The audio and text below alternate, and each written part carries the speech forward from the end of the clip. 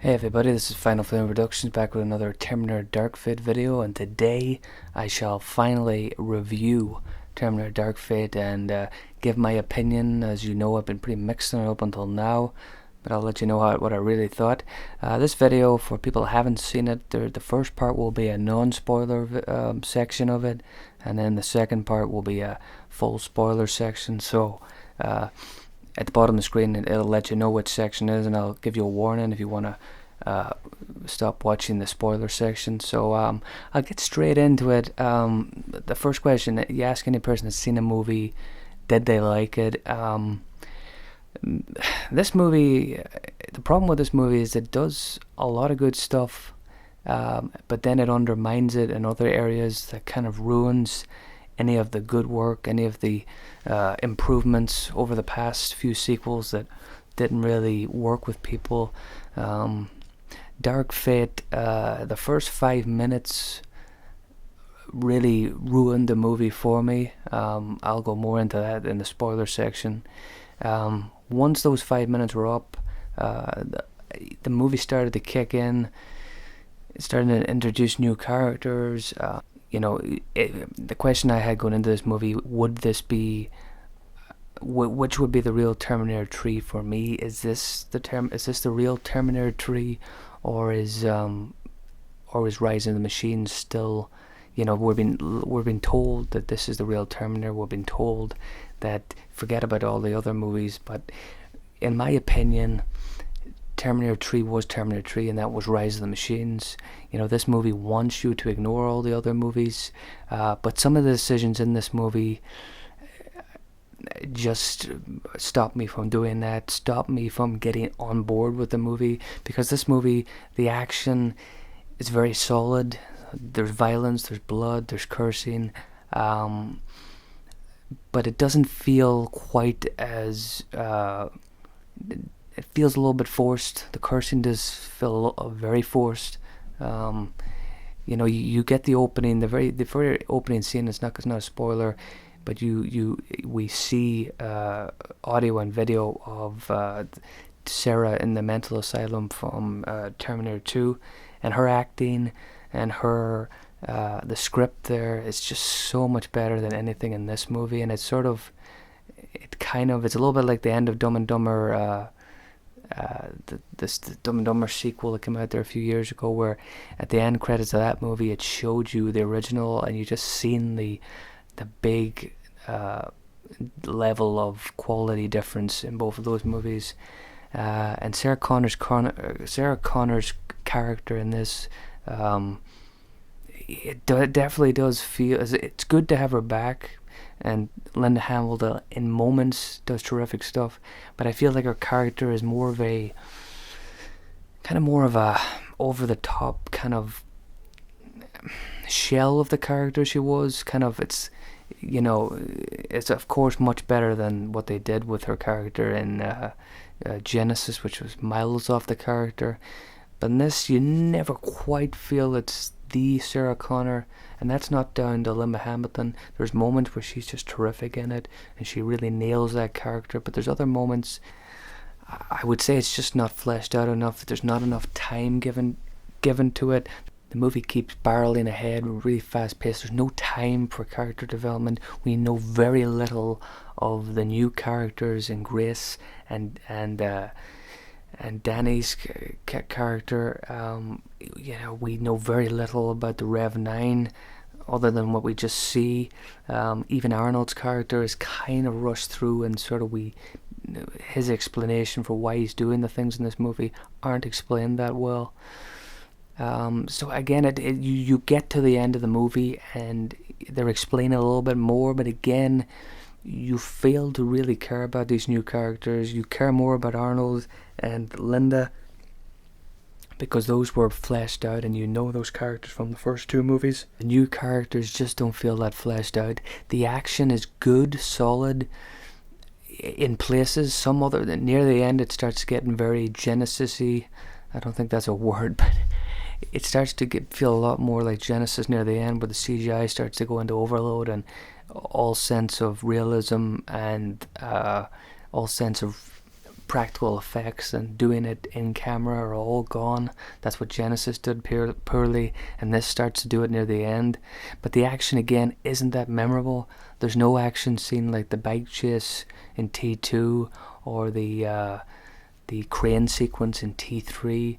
There's not even a sequence as good as in Genesis where the two Arnolds fight each other, which is disappointing. So the action for the first half of the movie is much better. The Mexican border detainment center scene is really good and violent, but the last half hour is just a CGI fest that I kind of zoned out, and I lost interest.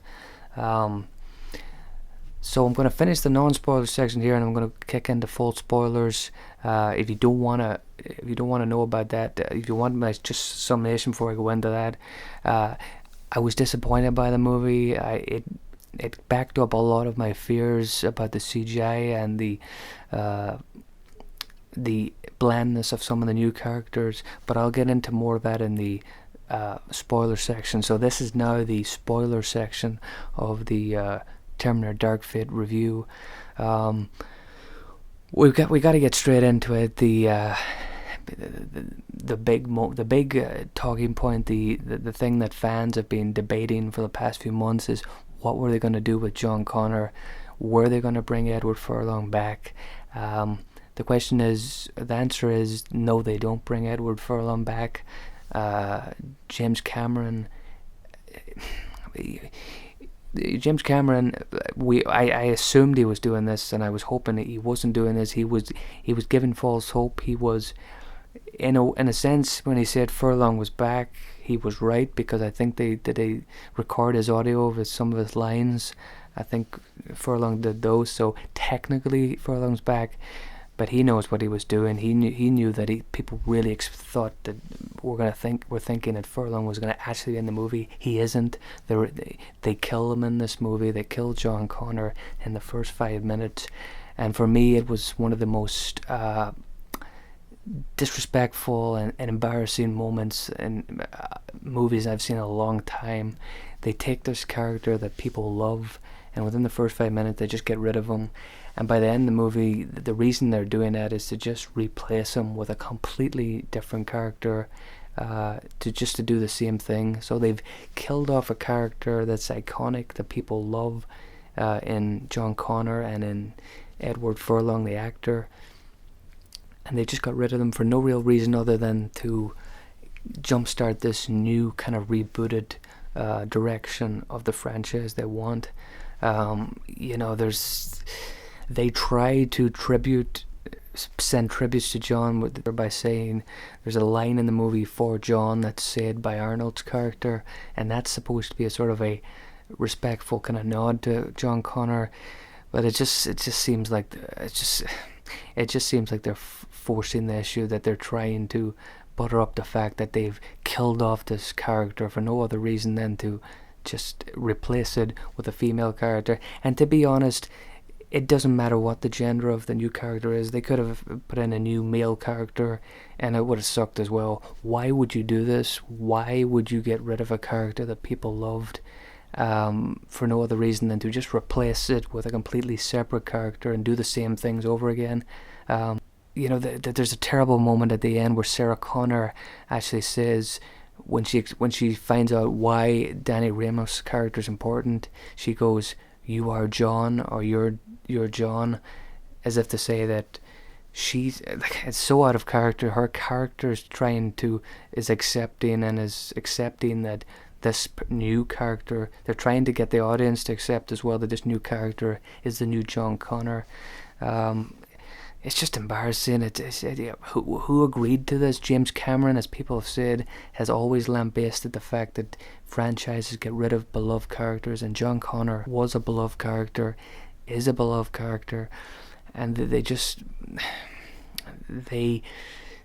switch and replace him. They get rid of him, and you think, okay, I didn't like that.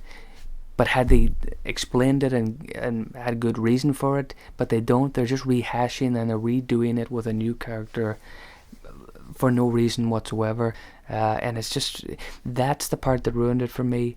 Some of the stuff that happens later in the movie, the action, some of the stuff with Arnold's brilliant, but destroying the John Connor character in an extremely terrible and disrespectful way just left a very sour taste in my mouth and kind of ruined the movie after that. In terms of the rest of the movie, I mean, as a big Arnold Schwarzenegger fan, he doesn't come into the movie till like an hour into it, which was extremely disappointing. To get to his character, but he's not even in it for the first hour, which is, very disappointing. And in fairness to Arnold, much like in Genesis, Arnold is the best part of this movie. Arnold shows up, he sparks a bit of life into it. Mackenzie Davis's character's been getting a lot of praise, and in fairness, she deserves some of that. She is very capable. She's badass. She kicks ass. Her character has an interesting premise, but there's no time for these new characters. They're not given any time to be fleshed out or to be endeared. Mackenzie Davis's character doesn't have any of the personality that Schwarzenegger had. Her character just seems very kind of one-dimensional, and you don't get to see many dimensions to her character because the movie just doesn't have any time for anything. The movie just doesn't settle down long enough for any character development or any evolution of these characters, or to give you a little bit of insight into them. Like, Linda Hamilton, Sarah Connor, and you feel more towards her because you know her from the other movies. But if they're going to spend time with these new characters, they have to give them time. They have to give them some depth. They don't do that. They rush the John Connor death within seconds, and they just brush it off as, oh well, he's gone.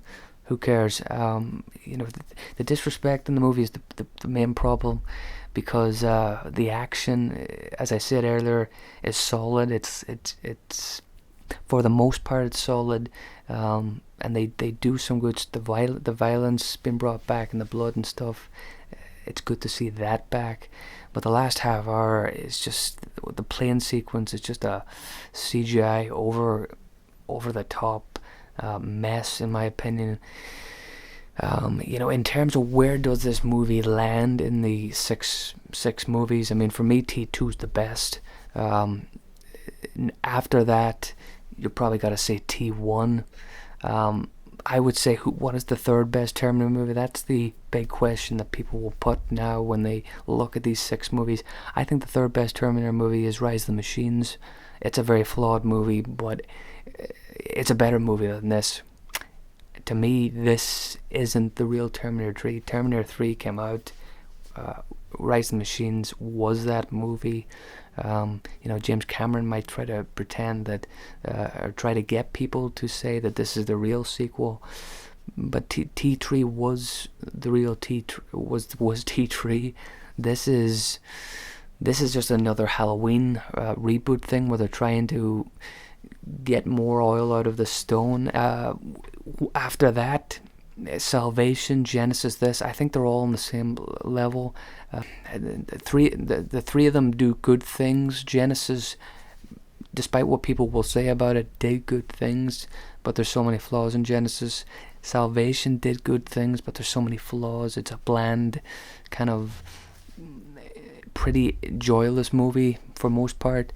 And Dark Fate does good things as well, but its disrespect to John Connor and other parts of the previous 2 movies is just unacceptable, in my opinion.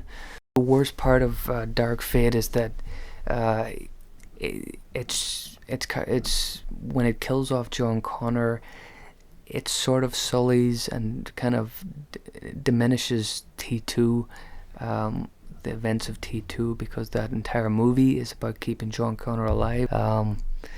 So again, the movie does a lot of good stuff, but it's ruined by some very disappointing script moments that I don't know who's to blame. Obviously, you've got to blame all people involved, like Miller, Cameron, and the script writers.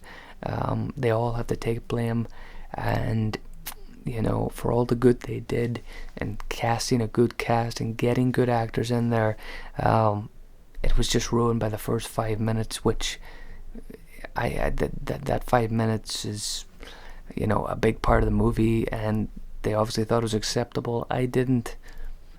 Who knows what the fan base is going to really think about it. That's my review. Thanks for watching. Let me know what you thought of the movie.